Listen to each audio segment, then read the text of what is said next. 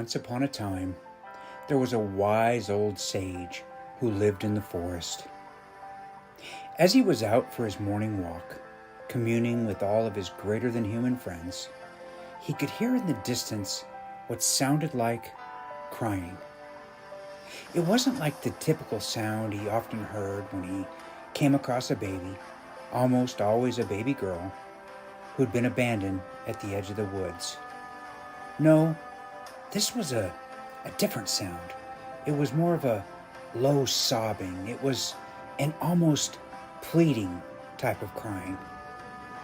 Curious, he moved in the direction of the sound, which was difficult to locate as it was next to the edge of the waterfall, and the sounds of the cascading water muffled the cries. After searching for what seemed like an exceptionally long time, the wise old sage found a cracked cup lying at the base of the waterfall. In all these years, he had never come across anything like this in his secluded space.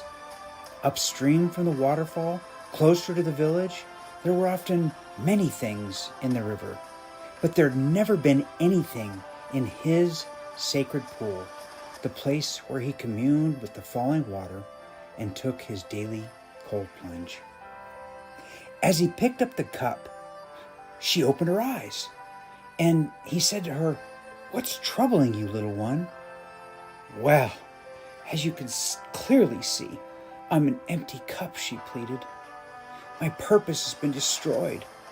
I'm ruined, and the crack in the bottom of me caused my owner to throw me into the river, to discard me as if I were worthless." The wise old sage said, "Fear not, little one. I know exactly what to do." Removing the scarf from around his neck and wrapping the cup gently, he carefully placed her into his satchel. They then began the long journey back to his humble abode.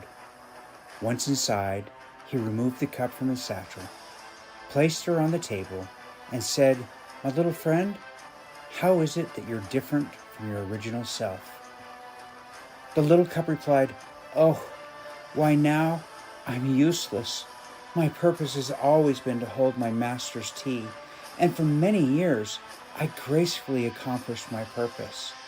And then, one day, my master's son was playing next to the table where my master sat drinking his morning tea, reading.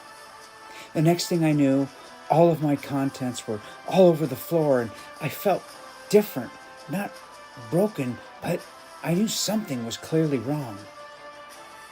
After my master picked me up from the floor, set me back up on the table, and refilled me, there was a loud scream, followed by cursing. He yelled at his little boy, proclaiming, "Look what you've done! You've broken my favorite cup!" Little boy ran away. His feelings had been hurt, and my master was terribly upset, not so much with the little boy, but with himself. In his fit, he scooped me up, walked outside to clear his thoughts, and the next thing I knew, I was airborne. He had let his anger get the better of him. He let his emotions get the best of him, and he threw me into the river.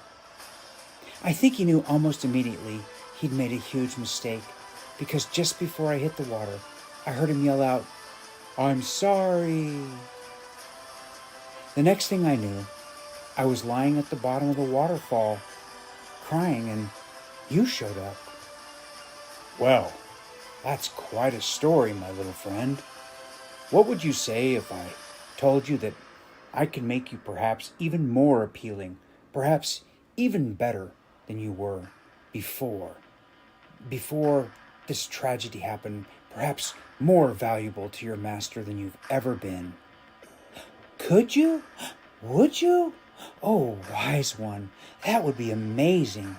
My master wanted me back in his home so that we could drink tea together again."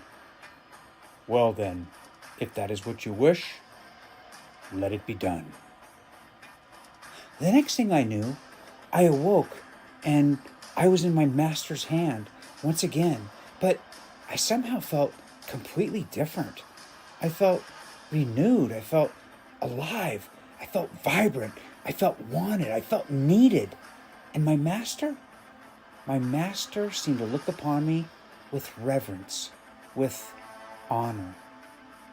What I didn't know, what I could have never known, was that after he threw me into the river, he had gone into the water searching for me. Unable to find me, he was consumed by a heaviness in his heart. One day, as he was out walking at the edge of the river, he looked down, and there I was, magically sitting at the edge of the path, looking almost the same, but not quite. When he picked me up, he noticed a beautiful golden thread that had been elegantly woven into the surface of me by the wise old sage of the forest, who must have placed me at the edge of the path where my master could easily find me. Back inside the house, I was placed on the table next to the bone-white porcelain teapot.